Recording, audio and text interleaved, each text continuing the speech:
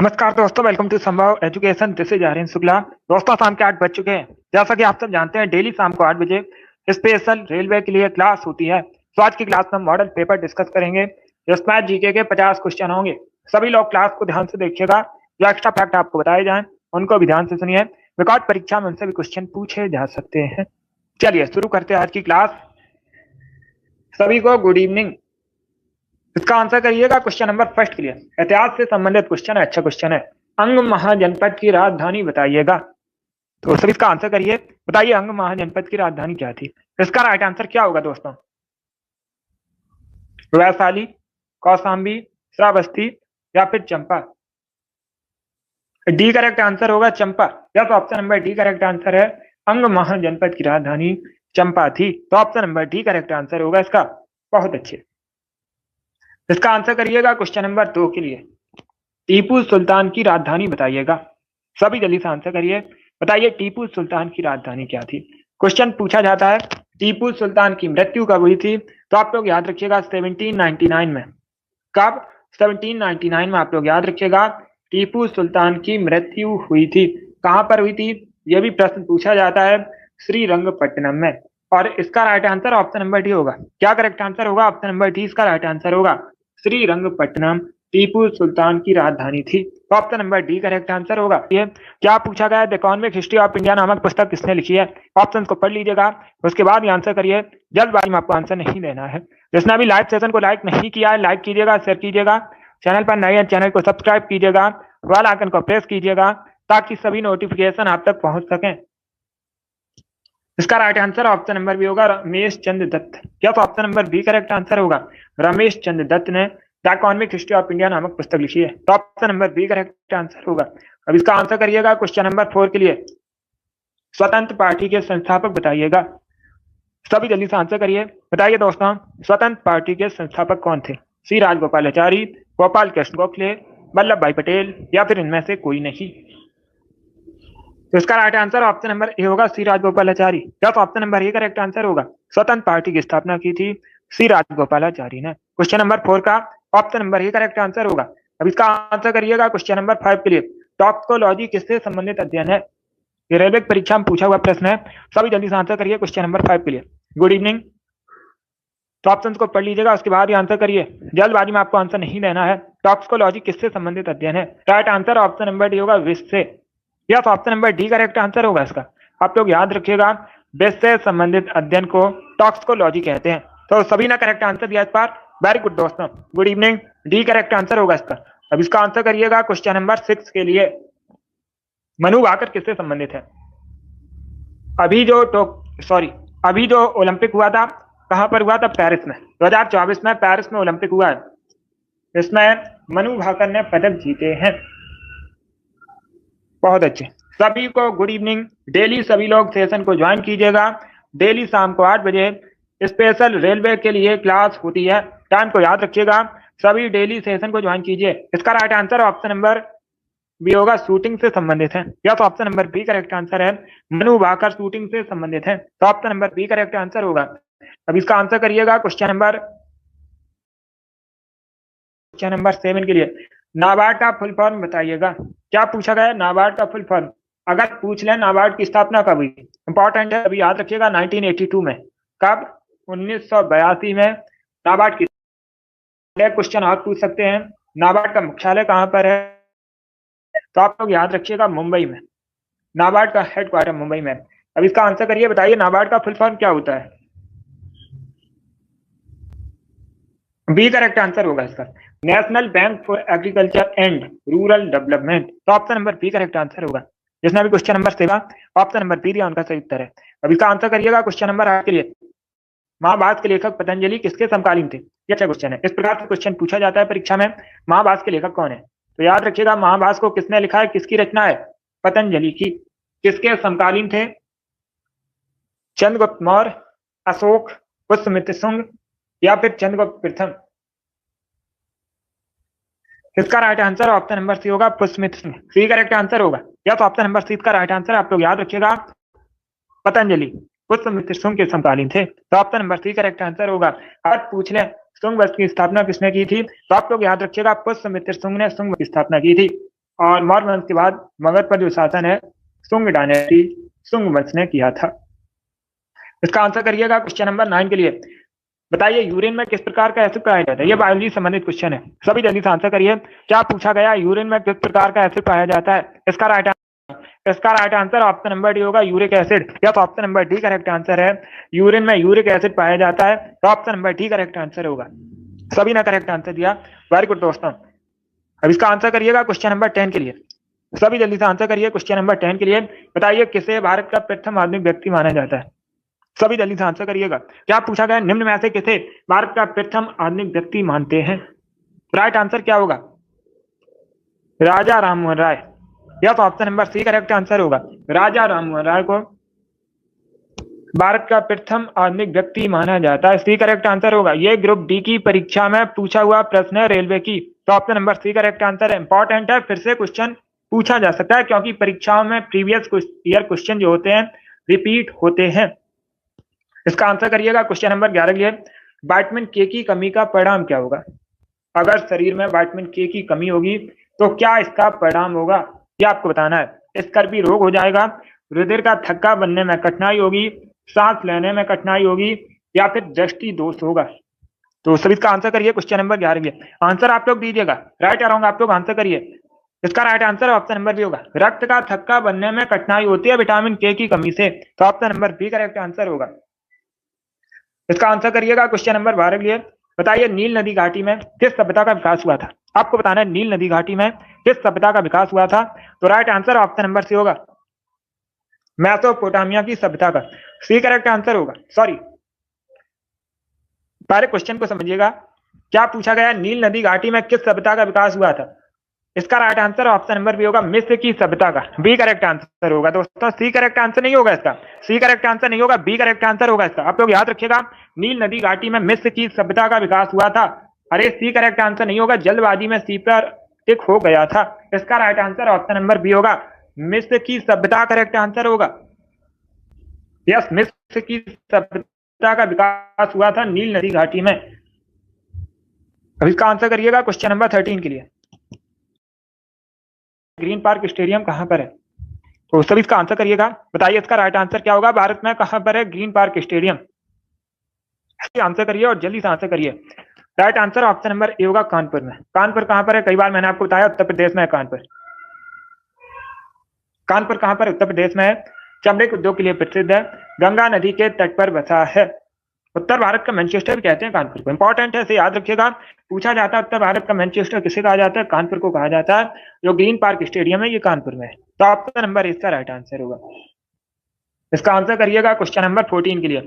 ये सभी टॉप के क्वेश्चन है, इसी प्रकार के क्वेश्चन रेलवे की परीक्षा में पूछे जाते हैं, कोशिश में प्रीवियस ईयर क्वेश्चन भी है। स्वर्ण मंदिर बताइएगा किस झील पर स्थित है? स्वर्ण मंदिर कहां पर है? अमृतसर में है। स्वर्ण मंदिर कहां पर है? पंजाब के अमृतसर में है। स्वर्ण मंदिर जो बना है इसके आसपास एक झील है, उसका नाम आपको बताना है। किस धर्म से संबंधित है ये भी पूछा जाता है, सिख धर्म से संबंधित है। बहुत अच्छे, ये करेक्ट आंसर होगा अमृत सरोवर झील। या तो ऑप्शन नंबर ए इसका राइट आंसर, आप लोग याद रखिएगा। स्वर्ण मंदिर अमृत सरोवर झील पर स्थित है, तो option number A correct answer होगा। बी करेक्ट आंसर नहीं होगा, ए करेक्ट आंसर होगा इसका। इसका आंसर करिएगा क्वेश्चन नंबर 15 के लिए। बताइए दालचीनी मसाला मूलतः कहाँ का है, किस देश का है? मलेशिया, अफगानिस्तान, भूटान या फिर श्रीलंका? तो इसका right answer option number D होगा, श्रीलंका। या तो ऑप्शन नंबर डी इसका राइट आंसर, आप लोग याद रखिएगा। दालचीनी मसाला जो है मूलतः श्रीलंका का है, तो ऑप्शन नंबर डी इसका राइट आंसर होगा। अब इसका आंसर करिएगा क्वेश्चन नंबर 16 के लिए। सभी जल्दी से आंसर करिएगा। बताइए इसका राइट आंसर क्या होगा? राष्ट्रीय खाद्य सुरक्षा अधिनियम निम्न में से किस वर्ष में पारित हुआ था? आपको बताना है जो राष्ट्रीय खाद्य सुरक्षा अधिनियम है ये किस वर्ष पारित हुआ? 2012 में, 2014 में, 2011 में या फिर 2013 में? तो डी करेक्ट आंसर होगा 2013 में। या तो ऑप्शन नंबर डी इसका राइट आंसर, आप लोग याद रखिएगा। राष्ट्रीय खाद्य सुरक्षा अधिनियम 2013 में पारित हुआ था, डी करेक्ट आंसर होगा। अब इसका आंसर करिए क्वेश्चन नंबर 17 के लिए। प्लासी की लड़ाई का मैदान आपको बताना है कहां पर है। आप लोग पहले क्वेश्चन का आंसर करिएगा। बताइए प्लासी की लड़ाई कब हुई थी, प्लासी का युद्ध कब हुआ था, ये पूछा जाता है क्वेश्चन। तो सभी जल्दी से बताइएगा, इसका आंसर बाद में कीजिएगा। पहले बताइए प्लासी का युद्ध कब हुआ था, मैंने आपसे ये क्वेश्चन पूछा, अभी आंसर करिएगा। प्लासी की लड़ाई बताइए कब हुई थी? बहुत अच्छे। सीमा, आपसे एक। वेरी गुड, आपने राइट आंसर दिए हैं। तो आप लोग याद रखिएगा 1757 में। कब? 1757 में प्लासी का युद्ध हुआ था, प्लासी की लड़ाई हुई थी। रिंकू वेरी गुड, आपका भी राइट आंसर है। वर्तमान में इसका मैदान कहां पर है? वेस्ट बंगाल में। तो option number A correct answer होगा इसका। वीर वेरी गुड, आपका भी राइट आंसर है। ए करेक्ट आंसर होगा इसका। चलिए इसका आंसर करिएगा क्वेश्चन नंबर 18 के लिए। बताइए भारत में किसान दिवस कब मनाते हैं? अंजलि वेरी गुड, आपका भी राइट आंसर है। सभी जल्दी से आंसर करिएगा।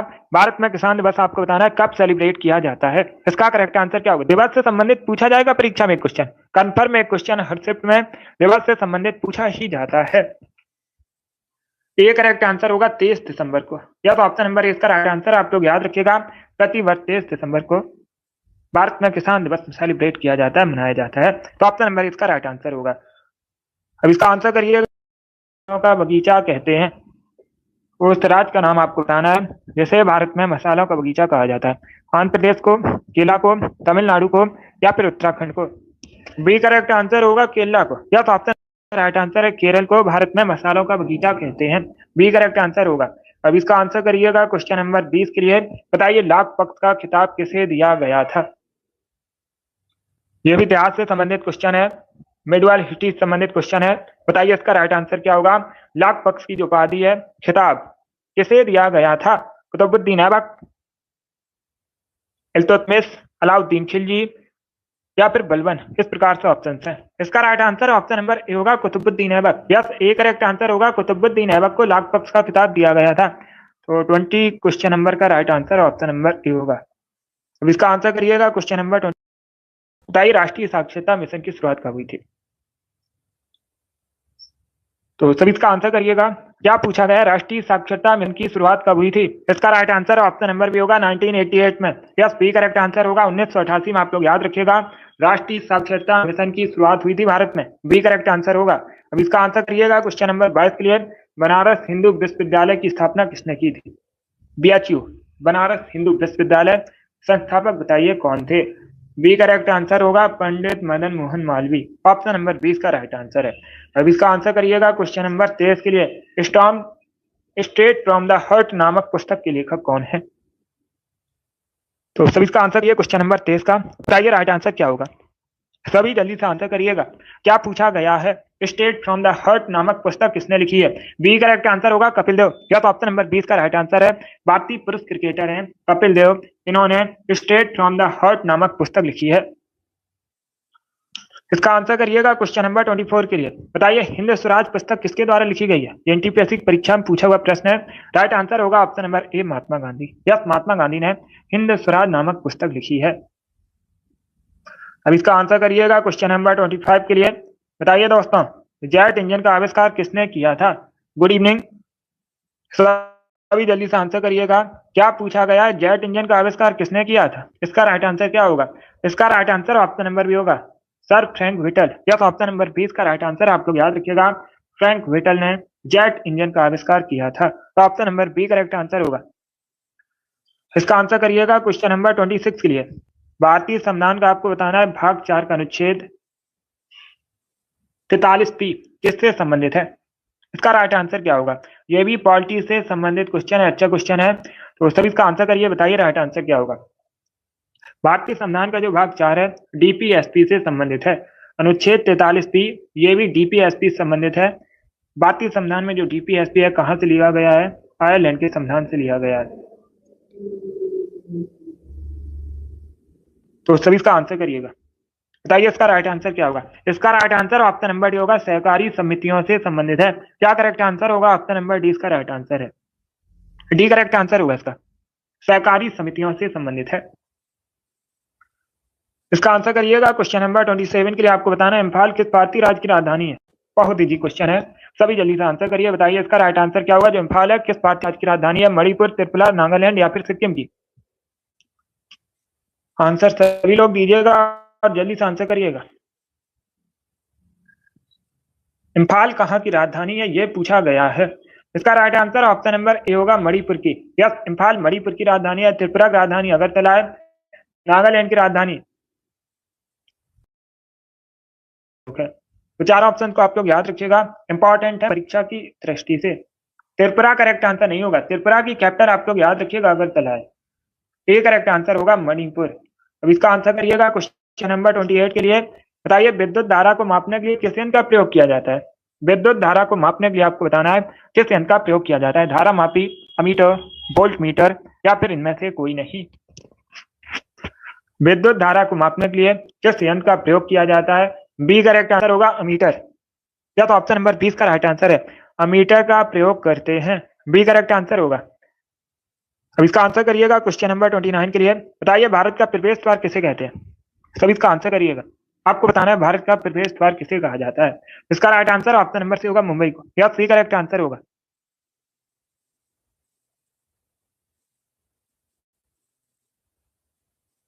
सी करेक्ट आंसर होगा इसका। भारत का जो प्रवेश द्वार है मुंबई को कहते हैं। Option number C correct answer होगा। क्वेश्चन नंबर 30 के लिए आंसर करिए। राष्ट्रीय ग्रामीण विकास संस्थान कहाँ पर स्थित है? सभी इसका आंसर करिएगा। क्या पूछा गया है? राष्ट्रीय ग्रामीण विकास संस्थान आपको बताना है निम्न में से कहां पर स्थित है? देहरादून, हैदराबाद, लखनऊ या फिर नई दिल्ली में? तो इसका right answer option number B होगा हैदराबाद में। यस, बी करेक्ट आंसर होगा। राष्ट्रीय ग्रामीण विकास संस्थान हैदराबाद में स्थित है। बी करेक्ट आंसर होगा। 31 के लिए आंसर करिएगा। बताइए निम्न में से किस भारतीय राज्य में नेपाली भाषा मुख्य रूप से बोली जाती है? जो नेपाली भाषा है अगर पूछ लें किस लिपि में लिखी जाती है तो आप लोग याद रखिएगा देवनागरी लिपि में लिखी जाती है। किस लिपि में लिखी जाती है? देवनागरी लिपि में लिखी जाती है। इसके साथ ही याद रखिएगा हिंदी, संस्कृत, मराठी ये सभी भाषाएं देवनागरी लिपि में लिखी जाती हैं। इसका right answer option number B होगा Sikkim. Yes, B correct answer होगा। नेपाली भाषा मुख्य रूप से सिक्किम में बोली जाती है इनमें से। 32 के लिए आंसर करिए। बताइए जास्कर निम्न में से किसी सहायक नदी है? तो सभी इसका आंसर करिए। बताइए इसका राइट आंसर क्या होगा? जास्कर किसकी सहायक नदी है? ब्यास, सिंध, यमुना या फिर गंगा? इसका right answer option number B होगा सिंध की। यस, बी करेक्ट आंसर होगा। यस डॉक्टर, इसका right answer option number B होगा सिंधु करेक्ट आंसर होगा। जास्कर जो है सिंधु की सहायक नदी है। बी करेक्ट आंसर होगा इसका। अब इसका आंसर करिएगा क्वेश्चन नंबर 33 के लिए।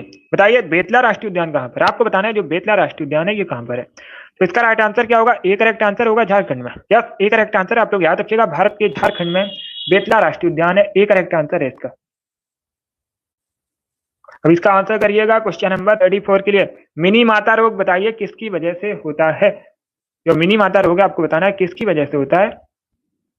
सीसा, कैडमियम, जस्ता या फिर पारा? इसका right answer option number D होगा मरकरी पारा। डी करेक्ट आंसर होगा इसका। आप लोग याद रखिएगा मिनी माता रोग जो है पारा की वजह से होता है। अब इसका आंसर करिएगा क्वेश्चन नंबर 35 के लिए। यस राम कुमारी, इसका आंसर करिए। बताइए भूरा कोयला किसे कहते हैं? सबसे उच्च कोटि का कोयला पूछा जाए तो मैंने आपको कई बार बताया एंथ्रासाइट है। रेलवे की परीक्षा में पूछा भी गया था। सबसे उच्च कोटि का कोयला कौन सा होता है? एंथ्रासाइट होता है। भूरा कोयला किसे कहा जाता है? इसका right answer option number D होगा lignite. Yes, D correct answer होगा। लिग्नाइट को भूरा कोयला कहते हैं। इसका आंसर करिए क्वेश्चन नंबर 36 के लिए। पाहुल प्रथा को किसने शुरू किया था? पाहुल प्रथा को आपको बताना है किसने शुरू किया था। गुरु गोविंद सिंह, गुरु रामदास, गुरु नानक देव या फिर गुरु अर्जन देव? पाहुल प्रथा बताइएगा किसने शुरू किया था इसे। इसका राइट आंसर ऑप्शन नंबर ए होगा गुरु गोविंद सिंह। ये सिख धर्म के 10वें गुरु थे। कई बार मैंने आपको बताया भी है, पूछा जाता है सिख धर्म के 10वें गुरु कौन थे? गुरु गोविंद सिंह थे। इन्होंने पाहुल प्रथा को शुरू किया था। इनका जो जन्म है पाटलिपुत्र में हुआ था। वर्तमान में पटना के नाम से जाना जाता है। अब इसका आंसर करिए क्वेश्चन नंबर 37 के लिए। आपको बताना है किस बौद्ध संत के प्रभाव ने अशोक ने बौद्ध धर्म को ग्रहण किया था? अशोक ने बौद्ध धर्म को ग्रहण किया था। आप लोग याद रखिएगा। इसका right answer option number B होगा उपगुप्त के प्रभाव में। बी करेक्ट आंसर होगा। अब इसका आंसर करिएगा क्वेश्चन नंबर 38 के लिए। मृतकों का टीला कहते हैं? सभी जल्दी से आंसर करिएगा। क्या पूछा गया है? निम्न में से किसे कहा जाता है मृतकों का टीला? Right answer option number B होगा मोहनजोदड़ो को। या तो option number B correct answer है। मृतकों का टीला किसे कहा जाता है? मोहनजोदड़ो कहा जाता है। अगर पूछा जाए वर्तमान में मोहनजोदड़ो कहां पर है? वर्तमान में मोहनजोदड़ो कहां पर है? तो आप लोग याद रखिएगा पाकिस्तान में है। कहां पर है? पाकिस्तान के सिंध प्रांत में, जिला है लरकाना। लड़काना जिले में स्थित है। इसका right answer option number B होगा। अब इसका आंसर करिए क्वेश्चन नंबर 39 के लिए। बताइए प्रेम वाटिका पुस्तक किसके द्वारा लिखी गई है? बी करेक्ट आंसर होगा रसखान। तो ऑप्शन नंबर 20 का राइट आंसर आप लोग याद रखिएगा, रसखान ने प्रेम वाटिका पुस्तक लिखी है। इसका आंसर करिएगा क्वेश्चन नंबर 40 के लिए। बताइए सुभाष चंद्र बोस ने अस्थायी सरकार की स्थापना कहां पर की थी? आपको बताना है सुभाष चंद्र बोस ने अस्थायी सरकार की स्थापना कहां पर की थी? सिंगापुर, जापान, बर्मा या फिर भारत में? तो इसका राइट आंसर ऑप्शन नंबर ए होगा, सिंगापुर में। यस, ए करेक्ट आंसर होगा। सुभाष चंद्र बोस ने अस्थायी सरकार की स्थापना की थी सिंगापुर में। 41 के लिए आंसर करिएगा, माई कंट्री माई लाइफ पुस्तक किसके द्वारा लिखी गई है? यह सीजीएल की परीक्षा में पूछा हुआ प्रश्न है, तो सभी जल्दी से बताइएगा इसका करेक्ट आंसर क्या होगा।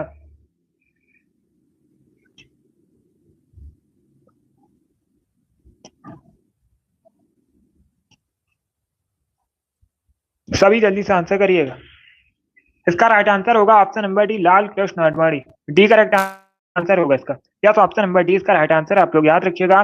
माई कंट्री माई लाइफ पुस्तक जो है लाल कृष्ण आडवाणी ने लिखी है। 42 के लिए आंसर करिएगा, भारत में रक्षा सेनाओं का कौन होता है? Right answer option number B होगा, प्रेसिडेंट, राष्ट्रपति।